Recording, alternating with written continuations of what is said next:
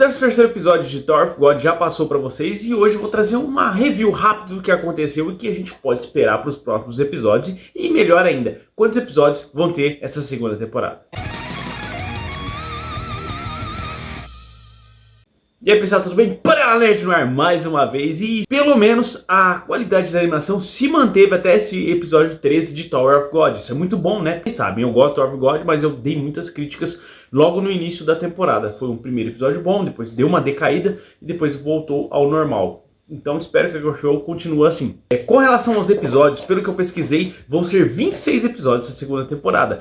Eu não acredito que com esses próximos episódios, que se você for ver, vai faltar menos de 13 episódios para terminar, mas não vai dar para ter toda a batalha da fábrica nesses episódios. Eu acho difícil isso, porque tem muitos acontecimentos. Apesar de ser vários capítulos, desde os 58 até os 111 que eu já mencionei para vocês, é uma saga que tem muitas lutas. E na animação, de certa forma, passa mais rápido isso. Bom, vocês perceberam que o Violet já está com uma equipe mais formada agora do lado da Fug, que tem mais dois integrantes que a Xiao Xiao trouxe para ele conhecer ali. Que são o Reflexo e a Yuto. A Yuto é uma regular contratada pela Fug. Mas não se sabe muito sobre ela, mas que parece os Lord Siths parecem. Aliás, toda a Fug em si parece que foi inspirada nisso. O Reflexo já é um personagem que a gente tem um pouco mais de informação. E qual que é a origem dele? O Reflexo, gente, é um regular ex-pescador. Para quem não sabia, ou caso eu não tenha falado no último vídeo de resumo do Tower of God, sim, se você tem uma posição, seja um pescador, seja um explorador, você consegue mudar de posição. Depende das suas habilidades ou se você quer mudar dentro de sua equipe, né? E ele foi contratado por um executivo da Fug para ficar de olhos em Violet. De olho mais perto, né? E eles estão de olho, de certa forma. Vocês perceberam que os caras estão de olho no Violet e tudo que ele for fazer naquele momento ali. Então eles querem estar de perto ali. E por ele ter mostrado fraqueza para a organização de assassinos, ele vai ter que seguir a risca o que eles querem. O que eles querem é controlar o Violet a todo custo. Eles veem uma possibilidade de usar ele para enfrentar futuramente o rei Jahat.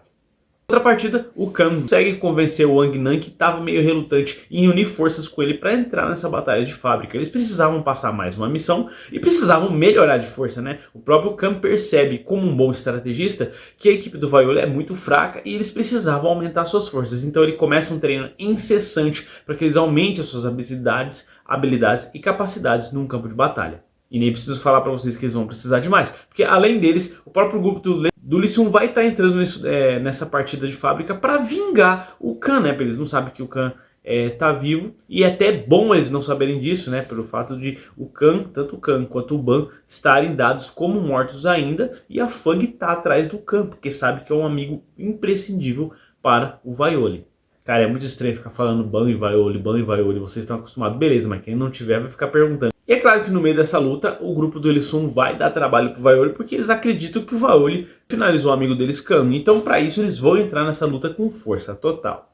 Gente, eu posso estar errado, mas talvez só 13 episódios para fazer essa batalha de fábrica, eu não sei se vai dar o tempo certo, sabe? Porque se for algo corrido, não sei se vai ficar muito bom. Uma coisa que é bacana também nessa batalha de fábrica é que a gente vai conhecer um pouco mais sobre o Mar e o Cassano e da onde eles surgiram, que um pouco mais que a gente já sabe, mas vamos saber muito mais. E mais um terceiro personagem que foi construído dentro dessa fábrica. Vocês vão entender que vai ter um personagem muito bacana, que é o Beta. Eu acho ele da hora, ele tem um potencial muito maior do que aqueles dois.